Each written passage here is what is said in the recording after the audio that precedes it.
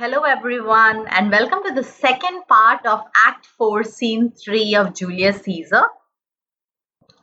So, in this scene now, Brutus tells Cassius that Portia is dead, and Brutus urges Cassius to not speak much about Portia and that he can endure her loss now. And then they start planning about their war strategy.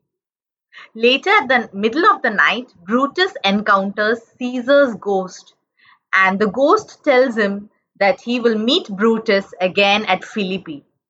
Finally, Brutus sends word that they would march to Philippi first thing in the morning. Now let's go into the line by line explanation. So Cassius is telling Brutus, I don't think that you would be so angry with me. So Brutus says, Oh Cassius, I am tired of many sorrows. But Cassius says, you are not using your stoic philosophy and you are giving place to bad incidents to affect you. So Brutus says, no man bears more sorrow than me because my wife Portia is dead. So Cassius is shocked. Portia? Brutus says, she is dead. So Cassius saying, how did I escape getting killed by you when I made you so angry? This is an unbearable and a grievous loss. What happened? What is the cause of her death? So, upon what sickness is? What is the cause? So, Brutus says she has been impatient of my absence and sorrow that young Octavius and Mark Antony have made themselves so strong. And when she heard the news, she went out of her mind, and while her servants were absent, she swallowed hot coal and killed herself and died. So Brutus says, yes. So Cassius says, oh, you immortal gods.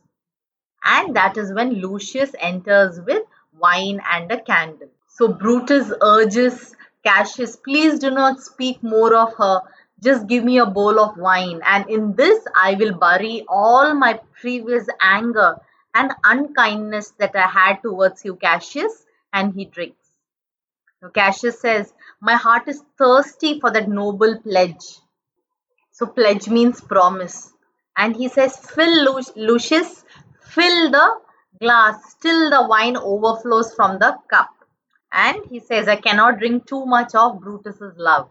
And he drinks. And Lucius exits. That is when Titinus and Messala enter. So Brutus tells Titinus, come in and welcome Messala. Now sit and sit close to the candle here. And now let's examine our situation of what needs to be done. And they sit. So Cassius is still shocked and he says, Portia, are you really gone?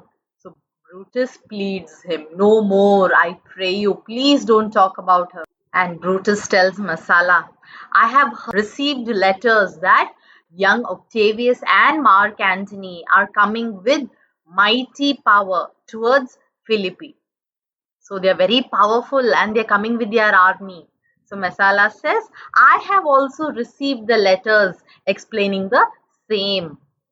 So Brutus says, but what additional information do you have? So Messala says that by legal proclamation and by the list of outlawed people, Octavius, Antony and Lepidus have put to death 100 senators. So 100 senators have been put to death. So Brutus says that means our letters do not match because my letter says only 70 senators have died and Cicero is one among them. So Cassius says Cicero is one among them. So Messala says yes, Cicero is dead and by that order of proscription and by that order of proclamation. So Messala asks, have you received any letters from your wife, my lord? So Brutus says, no, Messala, I haven't. So Messala says, nothing in your letters written about her. So Brutus says, nothing. So Messala says, I think that is strange. Me thinks is strange means I think that is strange. So Brutus is saying, why are you asking that? Have you heard of anything here in your letters? So Messala says, no, my lord, I haven't. So Brutus says, you are a Roman, so tell me the truth. So Messala says, then like a Roman I shall tell the truth, that she is dead and in a Strange way she's dead. So Brutus says, farewell Portia, we all must die Masala. With the thoughts that everyone should die one day and she must also die one day. I have the patience to endure her death now. So Masala says, even so, great men, great losses should endure. So he's saying great men should endure great losses. And Cassius tells Brutus that I have as much as skill as you have in Stoic philosophy, but it is not in my nature to bear such a painful information. So Brutus says, now let's get to work. Let's do the work that is concerning the people who are alive. So he suggests, what do you think of marching to Philippi presently? Let's go and march to Philippi. So Cassius says, I don't think that is a good idea. So Brutus says, what is your reason? So he says, Cassius says, it is better that the enemy finds us than we go to them. So when they come this side, they shall waste their resources, their soldiers shall get tired, and they will do themselves damage while we just lie still here and we get full of rest, we are energetic and we are agile. So Cassius gives a very valid point, but Brutus says, so like we have discussed in previous videos, Brutus has done, unfortunately, a lot of mistakes. First is not taking the oath. The second was not killing Mark Antony along with Caesar. The third one is allowing Mark Antony to speak in the funeral.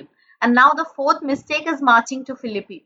So what reason he says is, good, whatever your reasons you have given Cassius are good reasons, but I'm going to give way to better ones. So he says, the people who are staying in between Philippi and our ground here are standing in forced affection, means their loyalty is forced. And they have grudge against us because they're giving us resources. So if the enemy is marching along by them and they are coming here, then that enemy shall recruit the people there and they can grow by number. So when they come, they are going to feel refreshed because more people are added on their side and they are going to be reinforced. So if we march to Philippi, then we shall cut them off of that advantage and those people will be behind us. So Cassius says, hear me, good brother, listen to me. So Brutus says, wait, listen, let me complete. So Brutus says, we have got as much as we can from our friends and supporters. Our army and regiments are full and our cause is ripe, means our cause is ready. And our enemy is increasing every day. And we are at the peak and we are ready to decrease.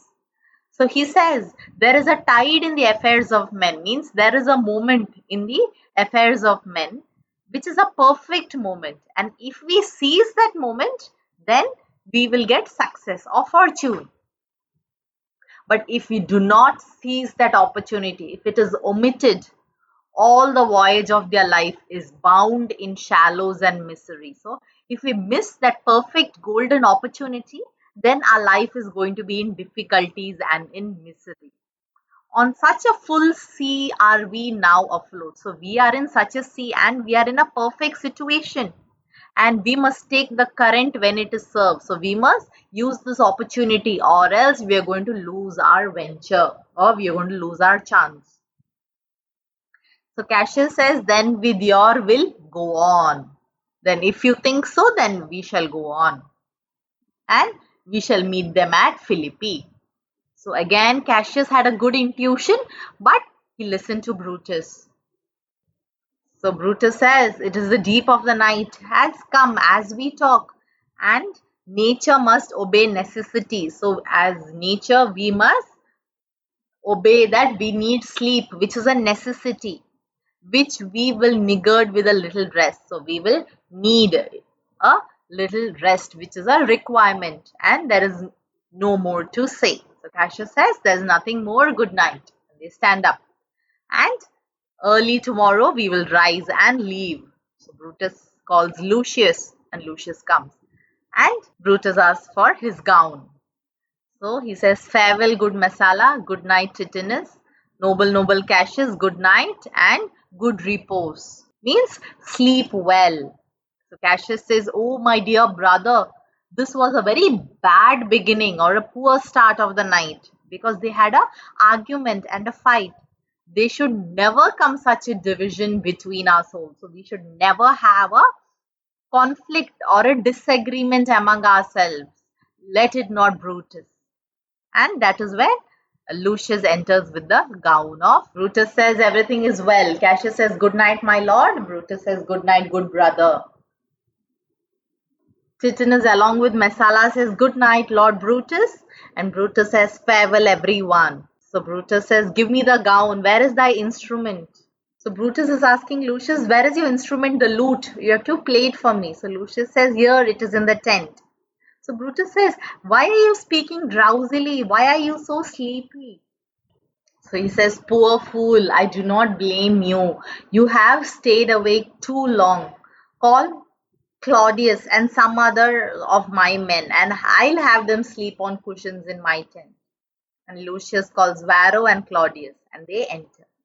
So Varro says, did you call us, my lord? So Brutus says, I ask you, sirs, please lie in my tent and sleep. He says, it may be I shall raise you by and by. So I might ask you to wake up and on business to my brother Cassius, to send you on errands to my brother Cassius. So Varro says, so please you, we will stand and watch your pleasure. Means we will await your command. So Brutus says, I will not have it this way. Both of you lie down, good sirs, and it may be that I shall change my mind also. And they lie down. And Brutus says, look, Lucius, here is the book that I was looking for so long. I had put it in the pocket of my gown. So Lucius says, I was sure that I did not give it to you. So Brutus says, please bear with me, good boy. I have become forgetful now. Can you hold up thy heavy eyes a while? Can you stay awake for a little while and play thy instrument, a tune or so? So Lucius says, yes, my lord. If you would like, it will. If it pleases you, I will do that. So Brutus says, it does, my boy. I trouble you too much, but you are always willing. So Lucius says, it's my duty, sir. So Brutus says, I shall not urge you to do your duty past your strength or your ability, because I know young men look for a time to rest. So Lucius says, I have slept, my lord, I have slept already. Brutus says, it was well done, and you shall sleep again. I will not hold you on for long. So he says, if I do live, I will be good to you. And he plays the music, sings the songs, and Lucius falls asleep. So he says, this is a sleepy tune, oh deadening sleep. So he's saying Morpheus, which is the Greek god of sleep. So the god carries actually a laden staff that causes sleep to people. So he's saying that you have laid that laden staff on Lucius and put him to sleep. So gentle boy, good night. I will not trouble you more and wake you. If you nod, you are going to break your instrument. So I will take it away from you. Good boy, good night. And he removes the instrument from him, which is the lute. So let me see. It's not the leaf turned down where I left reading. So he's saying, oh, so this is the page that I had left reading. Let me see. Here it is, I think. And he's about to read. And he says, oh, this candle is not burning brightly. That is when the ghost of Caesar enters. So this is an important part. So questions have appeared from here, even multiple choice questions as well. So please pay attention. So Brutus says, who comes here? I think it is the weakness of my eyes that shapes this monstrous ghost. It comes upon me. So what are you? Are you some god, some angel, some devil? That you're making my blood cold and my hairs to stand up. That means it's getting goosebumps. So he says, speak to me what thou art. So speak to me, who are you? So the ghost says of Caesar, your evil spirit Brutus. Brutus says, why have you come here? So ghost says, to tell thou that you shall see me at Philippi. So Brutus is saying, well, so I shall see you again there. The ghost is saying, yes, again at Philippi. And the ghost exits. So Brutus says, so I shall see you again at Philippi then. So Brutus says, now that I have the courage to talk to you, you have vanished. Oh, evil spirit, I would like to talk to you more. Where are you? So he says, boy, Lucius, Varro, Claudius, awake, wake up. So Lucius says, oh, the strings, my lord, they are out of tune. So Brutus says, oh, he thinks he's still in his instrument. Lucius, wake up. So Lucius says, my lord. So Brutus says, did you dream, Lucius, that you are crying out so loud? So Lucius says, my lord, I don't know that I did cry. I don't know that I even screamed. So Brutus says, yes, that thou did. You did that. Didst thou see anything? Did you see anything? So he wants to confirm about the ghost of Caesar. So Lucius says, no, nothing, my lord. So Brutus says, okay, sleep again, go. Lucius, so Claudius to Varro, are you awake? And they rise up. Varro says, yes, my lord. Both of them say. So Brutus says, why did you cry out so loud in your sleep? So both are shocked. Did we, my lord? So Brutus says, did you see anything? So they said, no, they did not see anything. So the ghost was seen only by Brutus. So Brutus says, go and give greetings to my brother Cassius and tell him to march along with his soldiers the first thing in the morning, and that we will follow. So both Claudius and Varro says, it shall be done, my lord, and they exit. So this is the end of Act 4, Scene 3, and now in the next video we are going to start Act 5, which is the final act. Study well, all the very best. Thank you so much. Please do subscribe if you haven't and tell your friends as well. Bye-bye.